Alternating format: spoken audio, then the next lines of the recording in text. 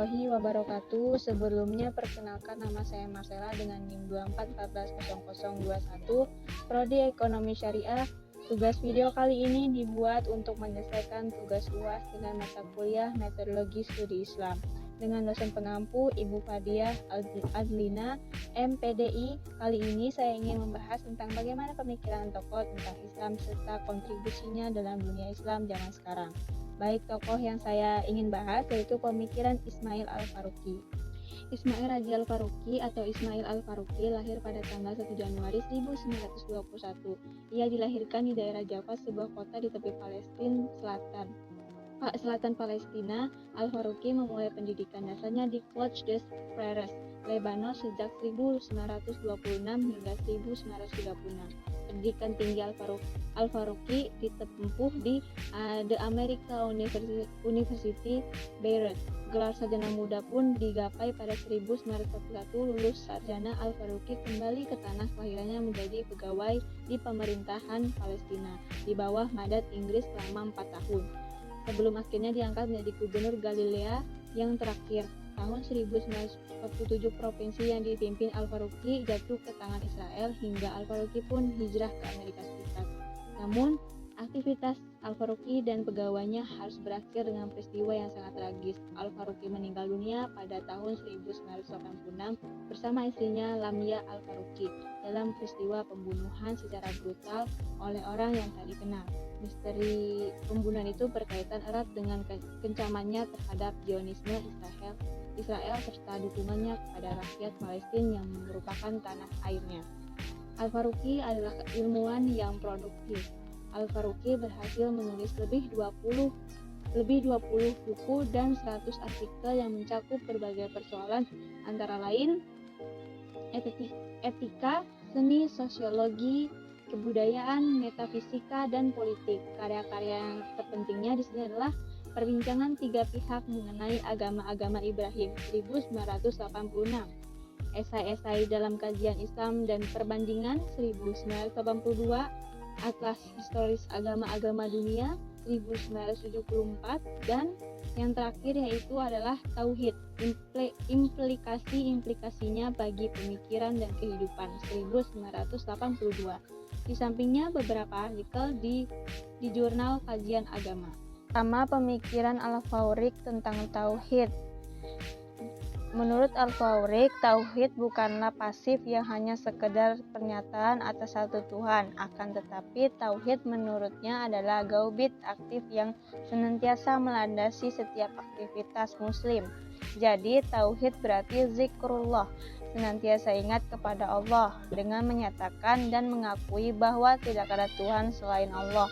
Maka seorang Muslim menolak Tuhan-Tuhan lain dan hanya mengakui bahwa Allah adalah Tuhan yang paling hak. Maka seluruh manusia adalah sama, yakni sama-sama makhluk Allah. Jadi tidak ada superioritas satu orang atas orang lain. Maka nampak bahwa Tauhid berarti pula deklarasi persamaan manusia. Secara detail, Al-Faruqi menggunakan 3 makna yang terkandung dalam Tauhid. Pertama, manusia sebagai makhluk hanya materi atau ciptaannya yang mesti menghambakan kepada Sang Pencipta, mengikuti segala kehendak dan perintahnya sesuai rumusan tujuan pencipta atau penghambaan. Melalui tindakan moral atau tindakan moral yang dimaksud adalah kemerdekaan. Yakini kemerdekaan yang memungkinkan untuk bisa dipenuhi sekaligus dilanggar. Kedua, pemenuhan kehendak ilahi tersebut ditunjukkan untuk meraih kebahagiaan, bukan keselamatan, sebab Allah telah menjanjikan balasan baik di dunia maupun di akhirat kelak. Ketiga, Allah adalah satu-satunya Tuhan seluruh alam. Perintahnya bersifat universal, maka manusia harus tunduk dan pada perintahnya. Dari penjabaran atas makna Tauhid tersebut, Al-Faruqi meyakinkan bahwa Tauhid adalah esensi Islam yang mesti melandasi setiap gerak aktivitas umat agar tercipta suatu tataan peradaban Islam, sebuah peradaban yang dimulai dari diri sendiri, keluarga, sampai ummah. Ummah yang dimaksud Al-Faruqi adalah yaitu hanya sekedar sekumpulan orang-orang sebangsa, sebahasa ataupun sesama ras dan suku. Dari paparan di atas dapat diketahui bahwa tauhid sebagai inti ajaran Islam tidak sekedar dimaknai sebagai pernyataan dan pengakuan atas satu Tuhan dan berhenti sampai di situ saja. Akan tetapi, dari inti tauhid tersebut, Al-Faruqi mencoba melakukan internalisasi atau penghayatan tauhid ke dalam seluruh aspek kehidupan pribadi dan sosial. Agar kehidupan dapat berjalan bagaimana tujuan pencipta, yakini penghambaan kepada Allah semata. Sebuah penghambaan yang diwujudkan oleh manusia dengan kemerdekaannya mengolah, menata, dan memanfaatkan alam kehidupan ini demi ridho ilahi. Selanjutnya ada pandangan Al-Faruqi tentang pendidikan Islam. Bisa kita lihat dari penjelasannya bahwa secara fakta apa yang dicapai sains modern dalam berbagai aspek merupakan sesuatu yang sangat menakjubkan. Namun kemajuan tersebut juga memberikan dampak lain yang tidak kalah mengkhawatirkannya. Menurut Al-Faruqi, akibat dari paradigma yang sekuler, pengetahuan modern menjadi kering, bahkan terpisah dari nilai-nilai tauhid. Suatu prinsip global yang mencakup 5 kesatuan kebenaran, kesatuan kehidupan, dan kesatuan umat manusia. Jelasnya, sains modern telah lepas dan melepaskan diri dari nilai-nilai teologis. Dari uraian di atas dapat kita cermati bahwa islamisasi ilmu dan pengetahuan sangat penting diperjuangkan dan untuk diterapkan agar pengetahuan modern tidak kering dan nilai-nilai ilahi tauhid, sehingga ajaran sekuler dapat diminimalisasi. Perceraian sains modern dari nilai-nilai teologis ini memberikan dampak negatif dan mengeksploitasi kekayaan alam tanpa menghitungkan nilai-nilai spiritualitas.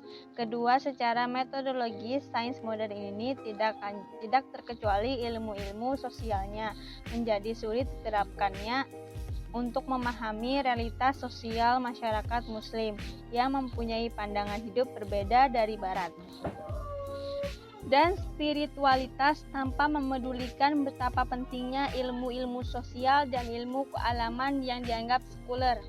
Demi menjaga identitas keislaman dalam persaingan budaya global, para ilmuwan muslim bersikap defensif dengan mengambil posisi konservatif statis, yaitu dengan melarang segala bentuk inovasi dan mengedepankan ketaatan fanatik terhadap syariah, fikih produk abad pertengahan.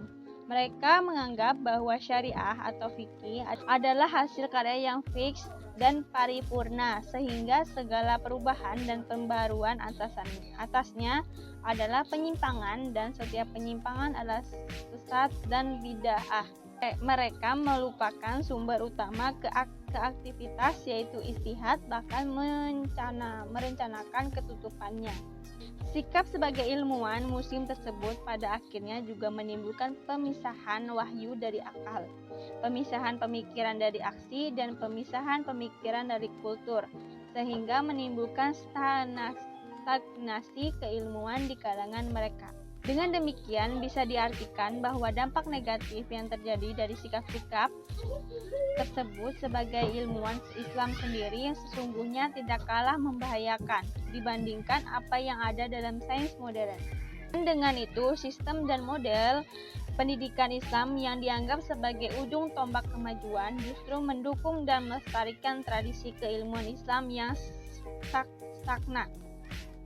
Menurut Al-Faruqi, model pendidikan masyarakat Islam bisa dipolakan menjadi 3 kategori. Pertama, sistem tradisional yang hanya mempelajari ilmu-ilmu keislaman secara sempit, sistem hukum dan ibadah mahdah yang dalam konteks Indonesia bisa ditunjukkan pada model pendidikan salaf di pesantren.